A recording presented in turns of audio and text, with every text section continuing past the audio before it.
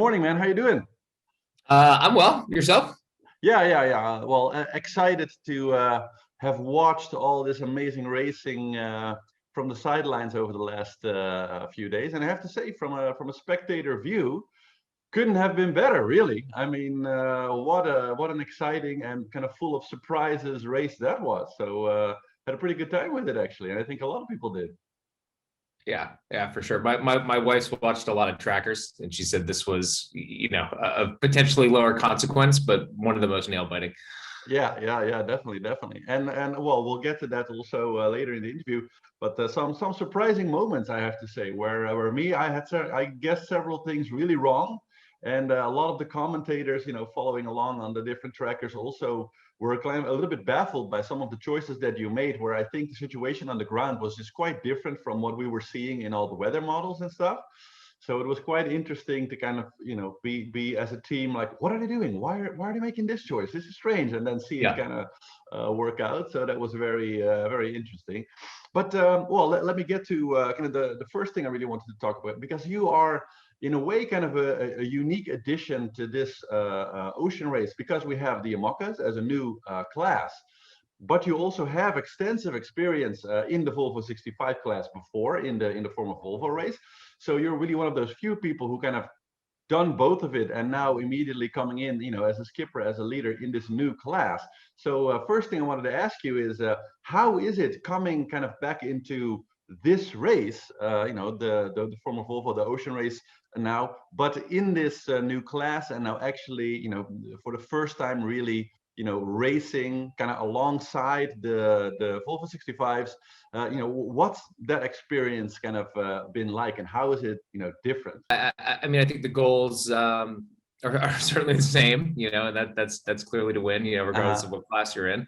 I think the way that we set things up is a little different, given the just the differences in platform. I mean, the 65s are a little bit more plug and play, a little bit more set it and forget it. I mean, the Imoca 60s require a little bit more TLC. Everything's kind of bespoke. It's custom. It's requires a lot more on the shore side of things. So that's been a big change. But on the water, I think it's just kind of that's another difference, I guess. The 65s are pretty robust, and you can push them until the end of time, until you break. But with the 60s, the boats are a little bit more fragile, and I think knowing when to push and kind of when to throttle back, especially in this leg as it relates to the weather. We certainly did some pushing, and looking back on it, did we need to? Knowing that the weather was going to catch us up and everyone was going to end up at the finish line together. But just, I think, 20 knots flat water versus 30 knots in a sea state, just trying to kind of make those decisions on the fly, and, realizing that we have less resource than we had in the past when it comes to crew on board. So, managing sleep and time, and sail changes, and all the aspects are just a little bit different, given the reduction in resource that we have on board. Yeah. But in a way, of course, also actually not reduction, but addition, because of course, in the Imoca class originally, of course, it's single-handed, maybe double-handed. So because that was kind of my follow-up to that question is, what's it like to actually be able now in race mode to push that Imoca as much, as hard as it's ever been pushed, I guess, because we just have multiple hands now. So compared to the single-handed or double-handed situation, you have some more resources to actually keep pushing those machines really to the maximum. Like, what was that like? Yeah, it's interesting that you come at it from that angle, and certainly I understand that, because it's you come at it from both ways. It's a reduction in crew if you're coming from the Volvo world, and it's a 400% increase in crew if you're coming from the Vende world. So yeah. We have some shorthanded sailors on board our crew, and just talking to them about what's the difference in performance, you think, just as we cross Biscay? Is it 20% faster, 30% faster? And they said, yeah, probably around in that region, just because we're able to constantly tune the boat over the course of the race, but then also be more aggressive with sail changes, getting sails out of the sky, getting the right sail up at the right time.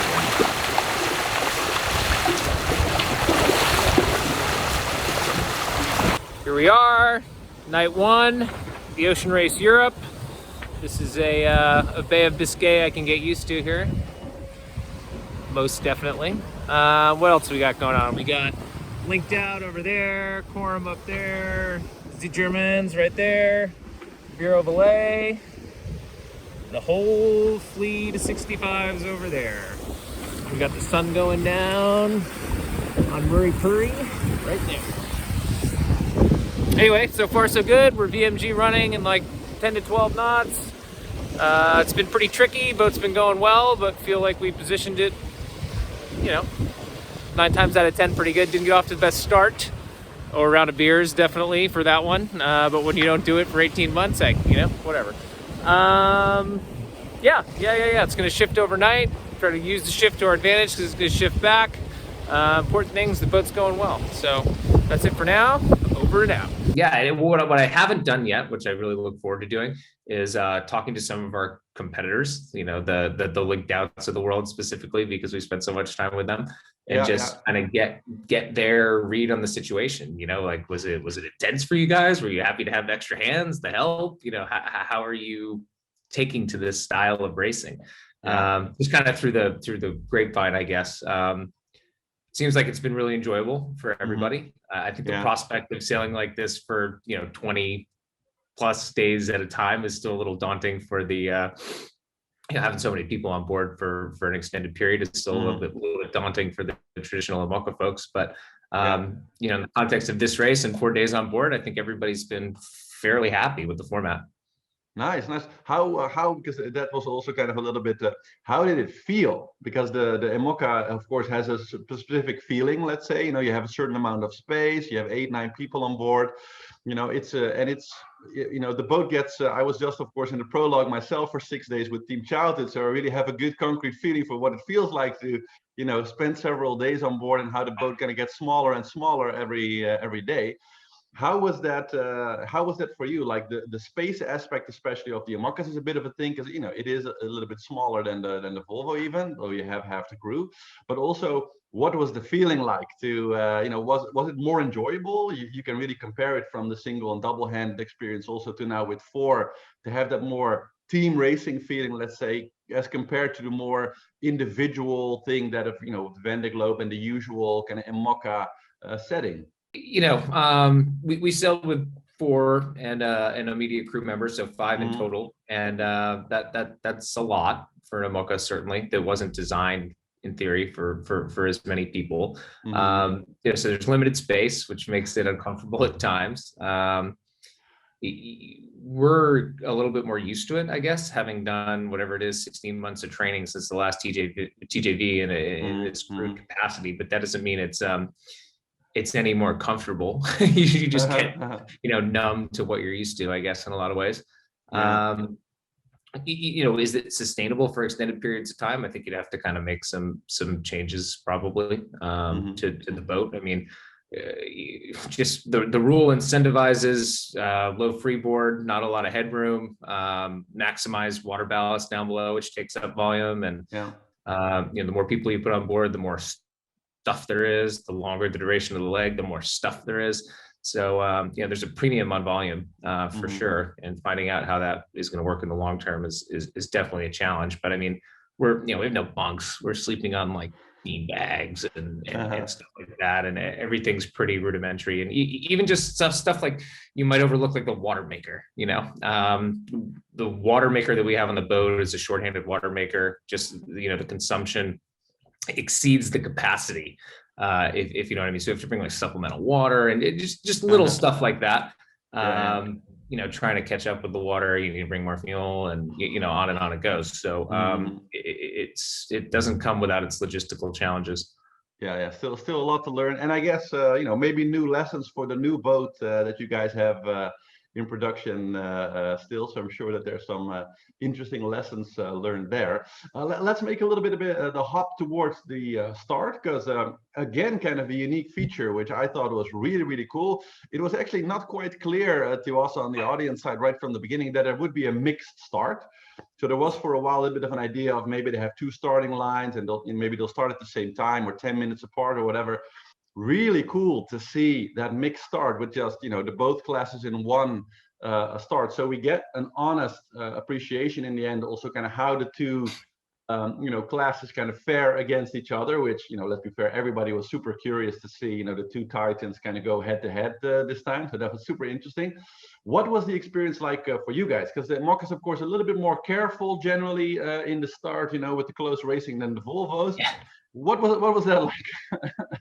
Yeah, the boats obviously have very different mobility characteristics. It was a bit, I don't want to say surprising, but we were kind of all wondering as well how it was going to shake out, whether it was going to be same line, staggered start, same start, two lines, which is something they do in France a lot when they have, the TJVs and they have Imocas, Class 40s, even old teams, stuff like that. Yeah. So there's precedent for doing it a bunch of different ways. And the 65 is always going to excel in the kind of close quarters racing, just because of their ability to maneuver, visibility, more hands. I mean, for a host of reasons. So, for something like a leg start, you just gotta get off. Generally speaking, start's coming up here. 18 minutes still go. First time with the team.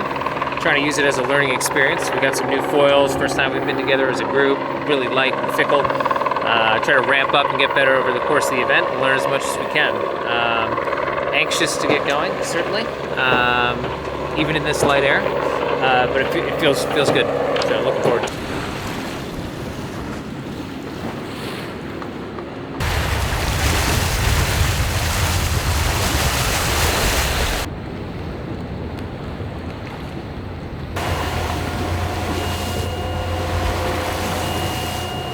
But for something like we're going to do tomorrow in the Mary Prairie Coastal Race, which is a scored, event, and it's only a 3-hour race. The start's going to be a little bit more paramount. I think it's different leg to leg. I'm not sure exactly why. It might have something to do with TV, but here in Cascais, the 65s and the 60s will be starting separately.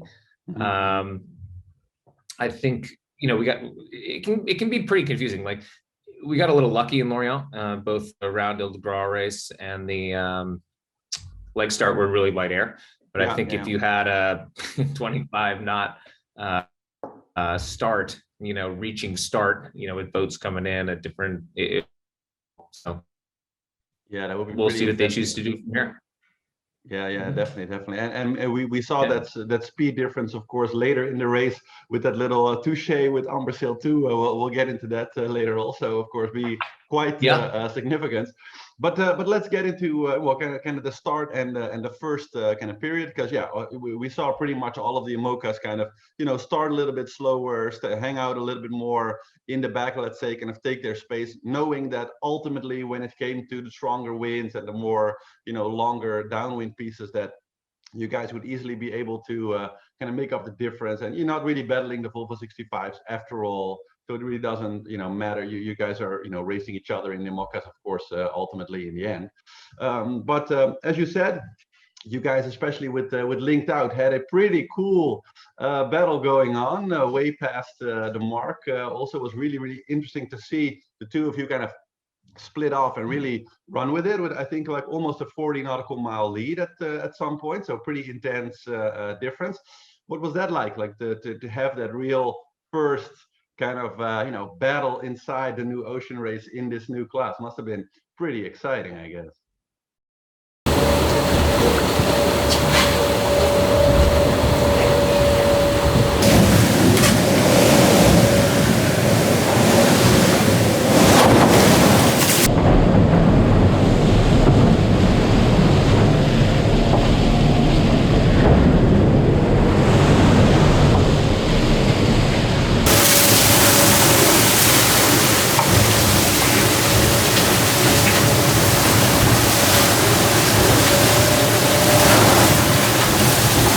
Yeah, it was very exciting. And when you come from the 65 world and the boats are the same, and they don't have their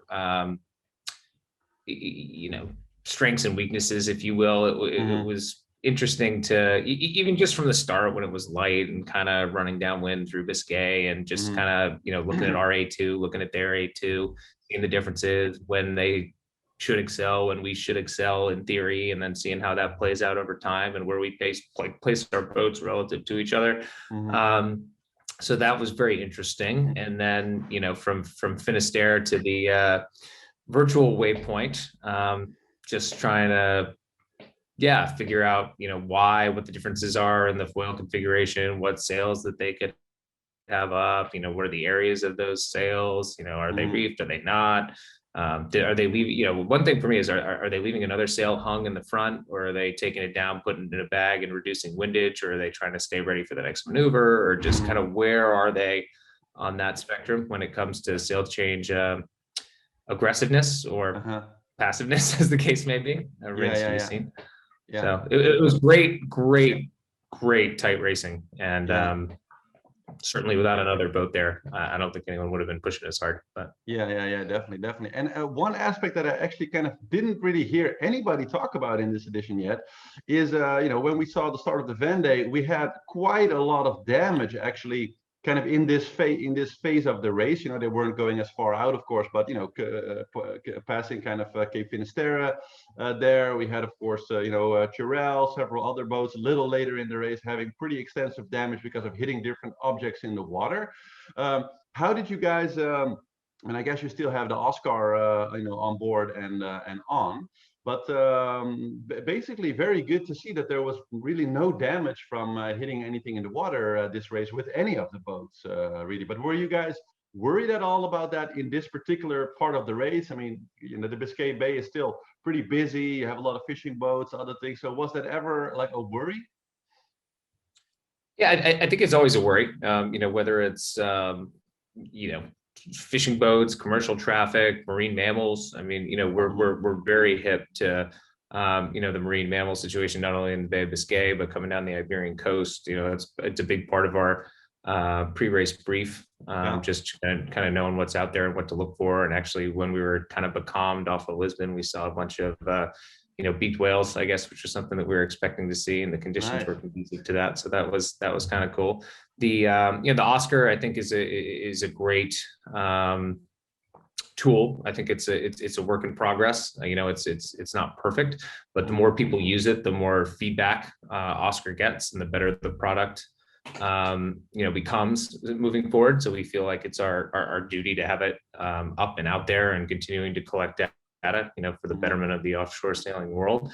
You know, we did have an incident, I guess, that wasn't terribly publicized about, geez, I don't know what it would have been, 10 miles or something before the virtual waypoint. We ran over what we believe to be some ball of shrink wrap or floating plastic or something, but we just, it was right after we had our kind of big run with the J2 coming into that virtual waypoint. And I guess at that point we'd slowed down to speeds of around 25 knots, and then very quickly couldn't get the boat to accelerate over 12.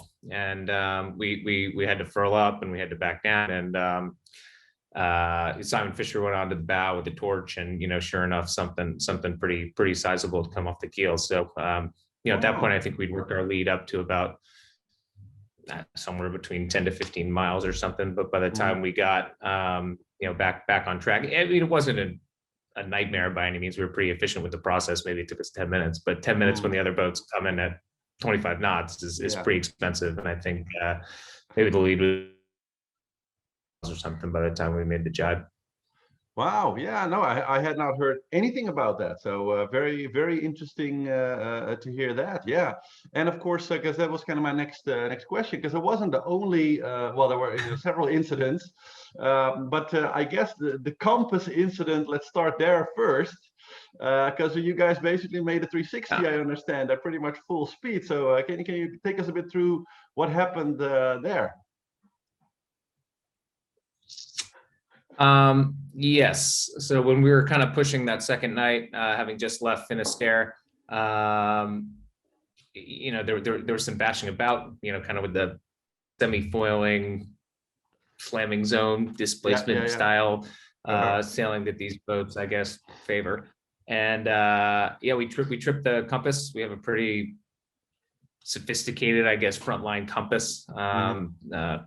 made by IX Blue. It's called a Hydranson. Basically, it went out, and it's one of the inputs into the autopilot, you know, with a number of other variables. And because of that, we were unable to use it the way that we wanted to. And then it was kind of a precipitous decline in some of the other instrumentation from that point on. And yeah, we were just bombing along at 20 knots, lost the GPS, bunch of alarm bells, and the boat just tacked itself. And it's funny, I'd never been in a situation like that. I mean, I remember vividly, I guess it was in 2019, doing a delivery on the Volvo 70 Wizard, the X Group Hama, and we were just doing a delivery down to Florida, and the rudder chain broke, and we Chinese jibe with the throw up, and that was the first time I'd kind of had a Chinese type situation like that. Then I started shorthanded sailing with the autopilot, and I think that same year in 2019 probably did about 6 more Chinese jibes, just with the craziness that is trying to tame an autopilot. But we, for a majority of the leg, we only had a heading only pilot without any of the wind input, any of the more sophisticated overlays. A lot of the time we were on a backup compass. Part of the deal with recalibrating the sophisticated compass is being stationary long enough for it to reacquire itself. And that opportunity didn't really present itself until later in the race. So I think the last 12 hours we got some of it back, but we didn't have we had a lot of water in the boat based on some electronics that were added at the last minute and maybe not secured the way that they should have been. We had a lot of water in the back of the boat, and it's also in the front of the boat. And so we lost our wind data. We had no keel cant data. We had no foil rake data. So, for a big chunk of the leg, we were flying blind. And not only that, but, you lose in a crew of essentially 4, 25% of the workforce trying to fix a problem, so that we can kind of get back to full capacity. And, that takes away from some of the nav duties. So we had to kind of shoulder the burden, amongst the rest of us. But it's a tricky situation. And certainly, definitely. As it's playing out, not everything on board probably makes it to the mainstream media, but it was challenging. Well, it's good that we're talking about this. It's really interesting, Charlie. Wow, I hadn't heard anything about that. So thanks for the scoop. That's really cool information.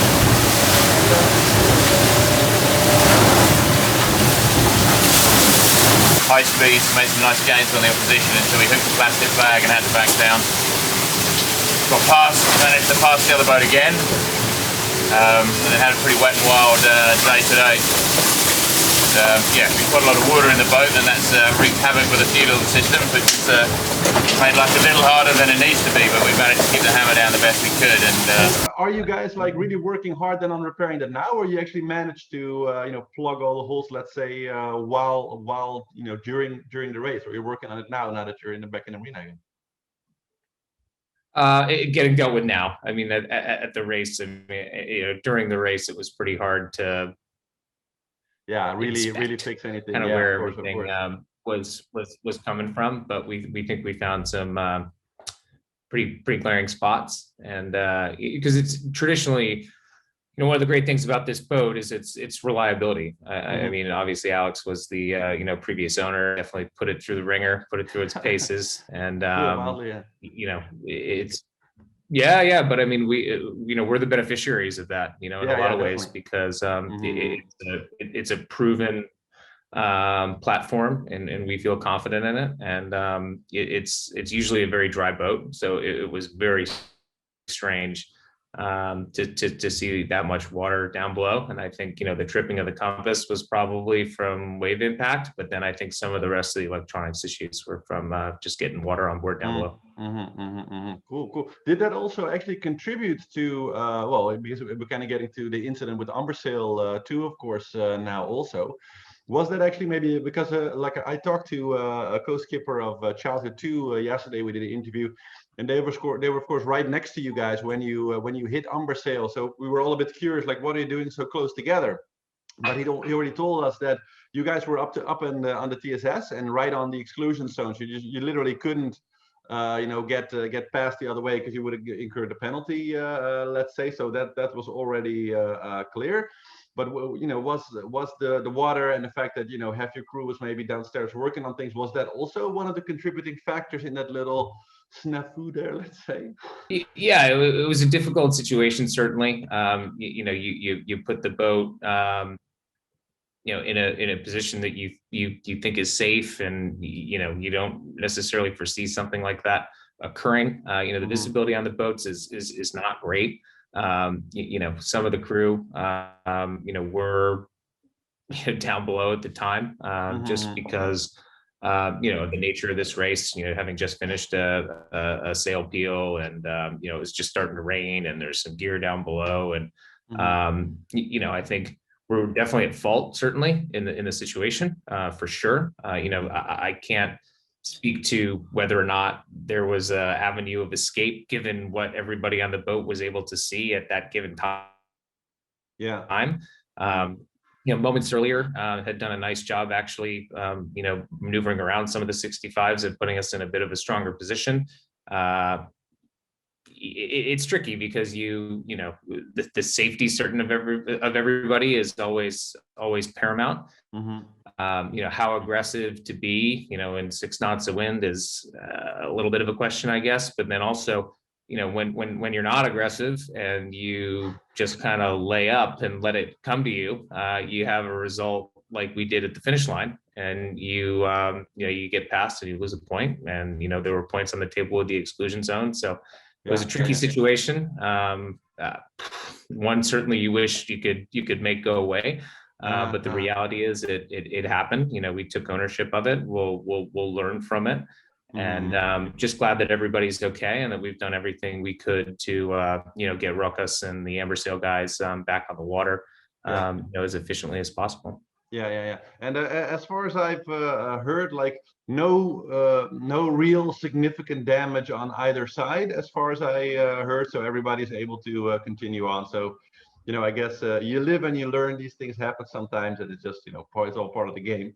Let's hop onto really the big mystery of the race here, because I really wanted to ask you about this. So because we were all looking at this kind of northwestern front, coming in. With some stronger breeze. You were in that for a while and kind of getting to the edge of that northwestern front. And me, but a lot of other pundits and commentaries on Seawolves, we were all kind of thinking they're just going to go, in a nice kind of, lay lounge, sort of slightly downwind towards the finish. And then, linked out first, of course, but then you guys tacked. Actually putting you guys kind of on a negative VMG, like actually moving away from Cascais a little bit, some miles again. And, all the bells were going off and we were thinking, what are they doing? What's happening here? So can you take us a little bit to the strategic decision, like kind of what went in there, and maybe the situation on the ground was a little bit different than like help us understand this, Charlie, because we were very curious what was the thinking there. Yeah, it's a tricky deal, and there wasn't a lot of agreement in the forecasts. I mean, we on board we used the Aurore Marpege, the French model. We used the GFS, the American model, the Icon, which is like a derivative of the EC coming out of Germany. So we have all these different models, and when they disagree, which is when you have these very progressive, ever-changing weather patterns versus something that's static and synoptic gradient. I mean, then it's a little bit more straightforward. You got to kind of figure out what's happening. And in some of the models, there was actually a low that had spun up on the front, and there was showing that you could actually penetrate and you could get to the other side and kind of reach in on the other board. So whether or not that was reality was something we were kind of toying with. And then it's definitely counterintuitive to jibe away from the mark. But, when you're stuck on a front like that, you basically have to just position yourself where you think you need to be when everybody gets released. And, we were in front of the front, we were getting rolled by the front. One of the things you could use to tell where you were relative to the thing was the sea state. When you're out in front of it, it's nice flat water and you can do massive speeds. But then when it starts to roll you over and the sea state increases, the boat gets a little bit more unstable and you see those speeds subside. When is a good time you're southing? And it's tricky because you saw us and linked out, fight like hell to get south for a good portion of, that leg from the virtual waypoint to Cascais. And then, you see some of the fleet come from behind and never have to jibe and get further south than us. So, I mean, we have these difficult decisions to make, like, should we not aim at the mark?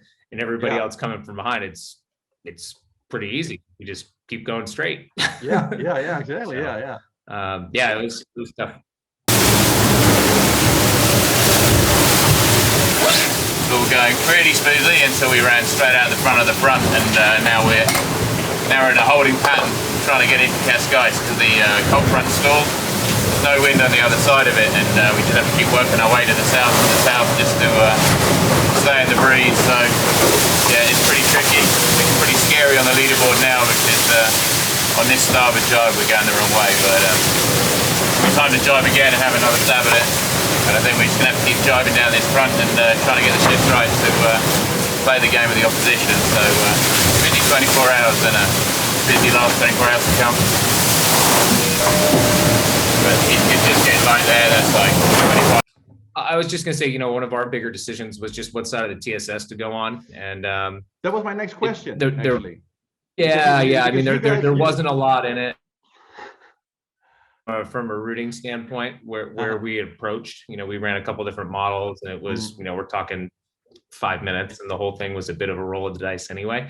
And it looked like at the time, linked out, and the German team were going to go south, and Quorum and Bureau Valet were going to go north. And from a percentage standpoint, just pure strategy, putting media aside for a second, if we went to the north and it worked out, we had a chance to win the leg.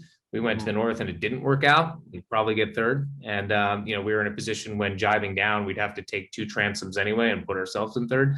So from a risk reward standpoint, it seemed a little bit easier to stay to the north. But then when we saw the other boats slow down, I think our gut always said that we'd go south if we had the choice, but there was no harm in going north. And then the percentages actually changed when we saw Quorum jibe down and make like they were going to go to the south. So that was the real driving factor in our last minute kind of change part. But I think we'd all agree, given how it went down, it was the right call, certainly in the end. And you can only make the best decision you can with the information that you have at the time. And when Quorum changed, that's 20% of the fleet. So it made it pretty clear for us.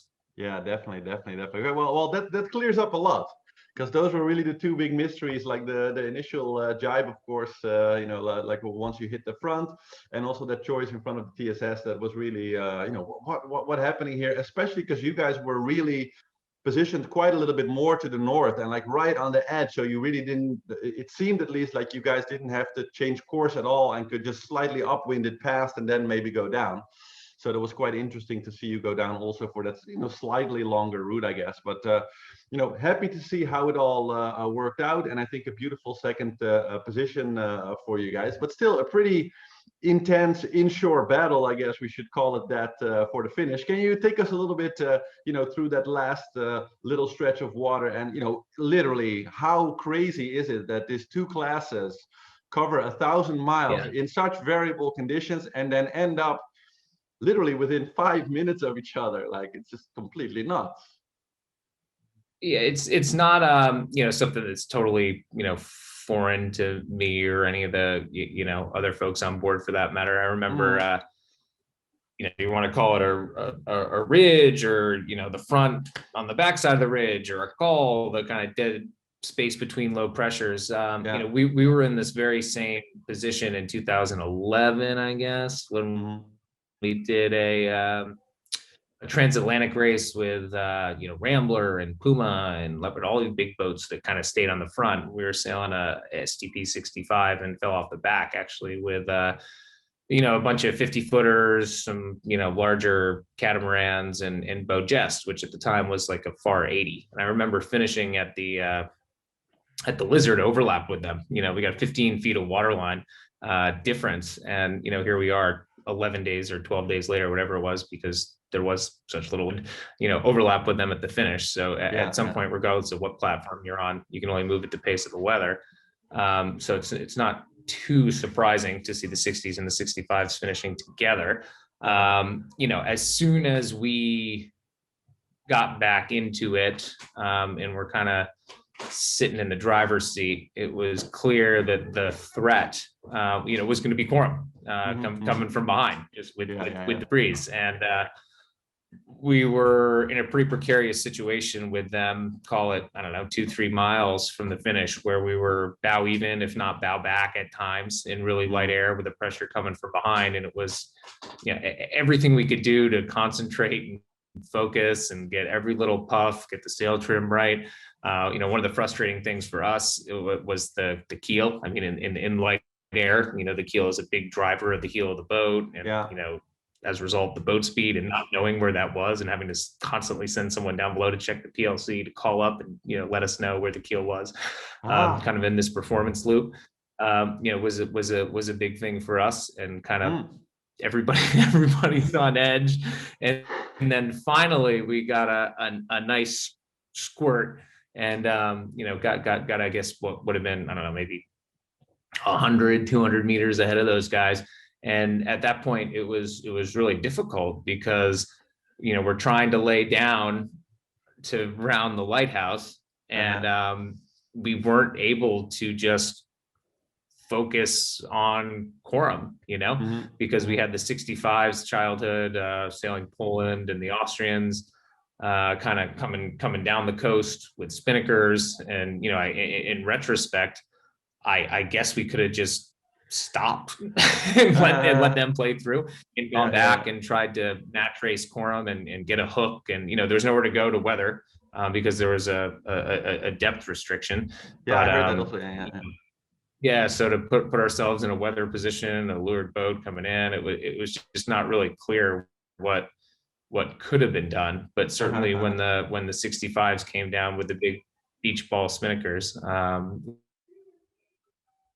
there just wasn't a lot of wind left over for us. And it was, to quorum's credit, they played it well, but it was a little easier from the back, kind of watching it all play out. The decisions were a little bit more clear. For us, could we get our boat out in front of the 65s and take the pressure down and lay in, or were they always going to roll us? It's just, we all do a lot of handicap racing with different boats, but that doesn't mean it's always the easiest.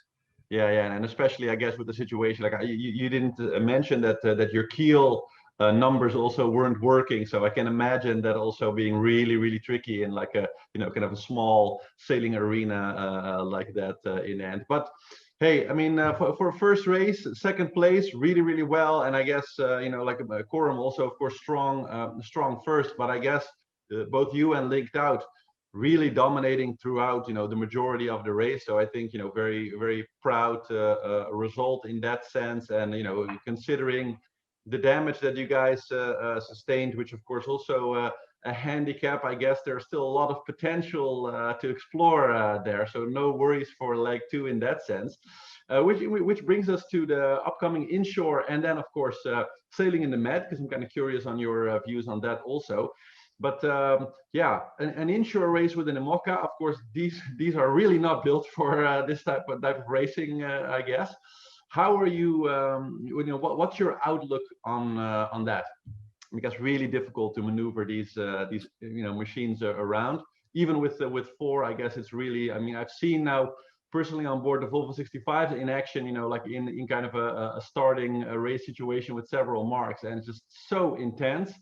And I can imagine that it's even a bit more complicated on board of the Imoca. So can you talk us a little bit through that, your preparation, and how you view that? Yeah, we have our pre-race briefing this evening. We'll kind of go into the details.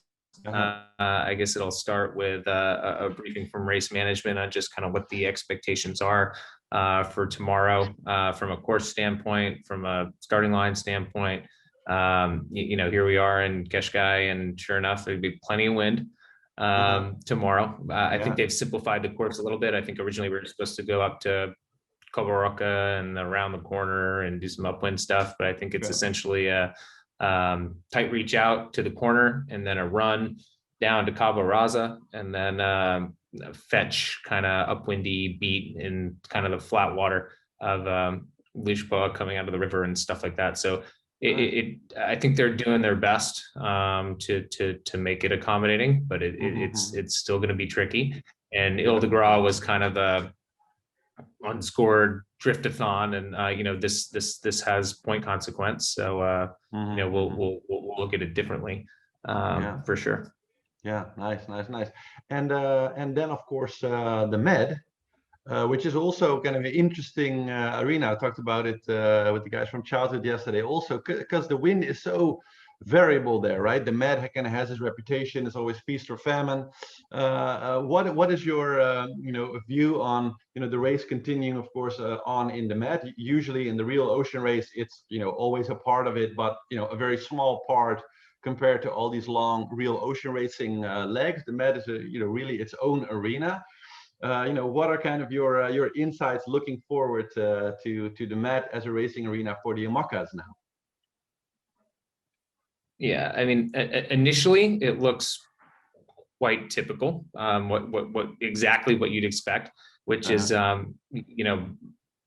becoming more moderate. I mean, it's pretty heavy. Yesterday, today, tomorrow, and then kind of tapering a bit Sunday for the start. But teens, VMG running, northerly trades down the Iberian Peninsula, and then a pretty stark transition at the corner, and then 40 knots on the nose in Gibraltar. It just kind of seems like it's always that way. It's short-lived. Usually you can kind of tuck up inside, on the north there and stay in flat water. It's pretty gusty. Kind of prepare yourself, get the reefs in, stick your nose out into it, deal with it, and then it looks like just kind of a glass off in the bed at the end. So it's everything you'd expect, and it reminds me very much. Looking at it now of a leg zero that we did from Lisbon to Alicante, when all the 65s were there in the boatyard, and they did a leg zero before the start of the 17-18 race. So I mean, if you go back and look at that tracker, if it's anywhere, I'm sure there's a lot to learn, because the weather looks almost like a carbon copy of that race that we sailed earlier, and just the boats that got the transition right. Kind of off Portimao and down that part of the world, ended up winning in the end.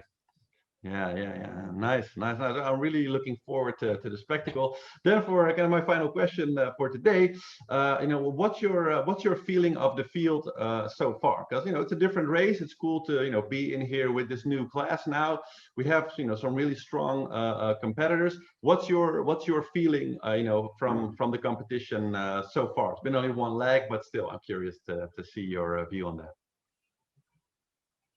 Yeah, I mean, competition is high. Nobody's done it before, so everyone kind of wants to come out of the blocks hot. It was the first leg of 3 legs, so everybody's kind of still full of piss and vinegar. I think that the next couple legs you're going to see the conditions and the lack of sleep kind of wear on the crews, but everybody went into this first leg fresh. Quorum. I mean, we haven't talked much about Bureau Valet, but they were right there at the finish and have potentially one of the faster platforms, so expect them to feature later.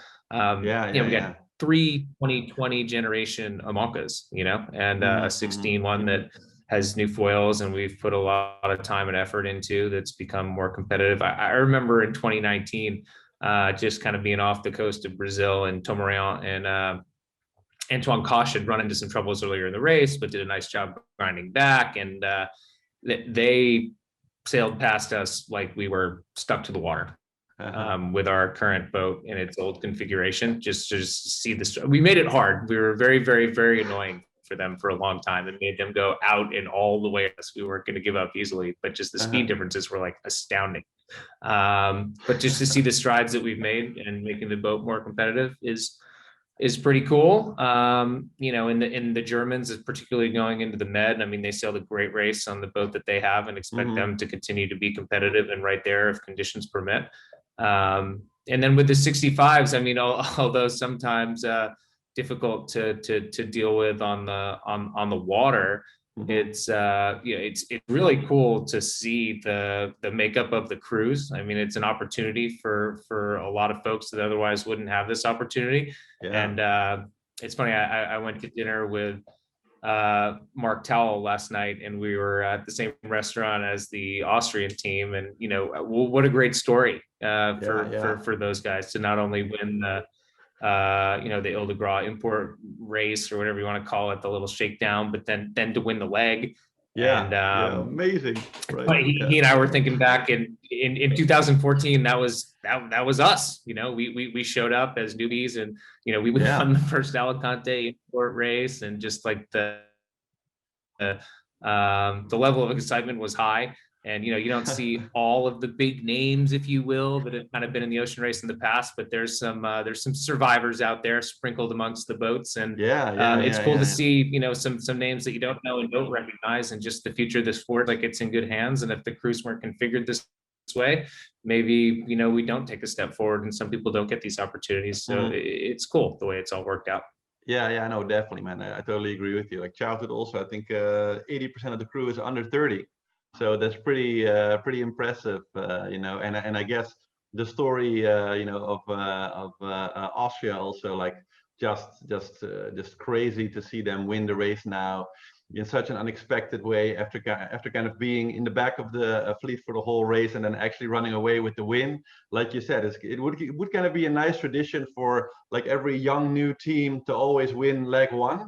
Like as like a nice warm start is a pretty cool tradition to keep going, I guess, you know, so everybody feels lucky when they come new in the race. Oh, we're probably going to take like one anyway, because we're the young guns with no experience, so the chances are high, right? Which is kind of a funny irony, I guess, which is always cool in life. Okay, man. Well, thank you very much for this very insightful interview. I guess we really learned some stuff that we really didn't know before, as far as you know, some of the damage and handicaps you sustained throughout the race. And I have to say, for my mind, I'm really curious. Like, my money's been from the beginning on you guys to win this, because I really think that you guys actually have the fastest boat out there right now. So we'll see how it goes, and we'll definitely keep an eye on it.